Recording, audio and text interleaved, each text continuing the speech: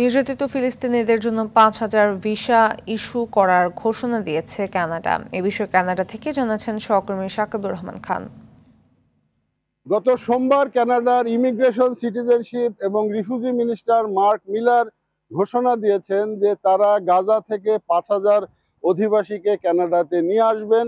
এবং এখানে ঘোষণাতে বলা হয়েছে যারা বর্তমানে কানাডাতে আছেন, কানাডিয়ার নাগরিক কিংবা পিআর কার্ড হোল্ডার, যারা প্যালেস্টাইনের অধিবাসী এবং যাদের আত্মীয় স্বজন গাজায় বিপন্ন অবস্থায় আছে, তাদের সেই আত্মীয় স্বজনদের মধ্যে থেকে ৫,০০০কে কানাডা নিয়ে আসবে।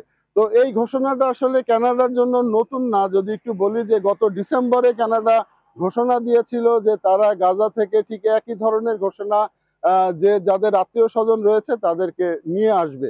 কিন্তু সমস্যাটা হচ্ছে এইভাবে যে প্রথমত গাজায় আপনারা জানেন যে এখন পর্যন্ত প্রায় ৩৬,০০০ মানুষ মারা গিয়েছে এবং অধিকাংশ মানুষই কিন্তু তাদের বাড়িঘর হারা।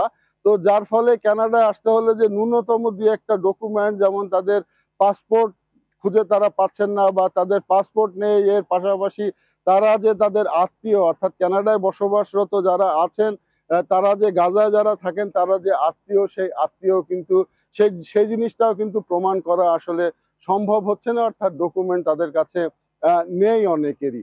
আর একটি বিষয় হচ্ছে যদি একটু সংখ্যাতাত্ত্বিক ভাবে বলি যে ডিসেম্বরে কানাডা ঘোষণা দিয়েছিল যে ১,০০০কে তারা নিয়ে আসবে এবং তাদের এই ঘোষণার ফলে ১,০০০ থেকে এখন পর্যন্ত মাত্র নিবন্ধিত হয়েছেন ৪৪৮ জন এবং কানাডায় আসতে পেরেছেন ৪১ জন।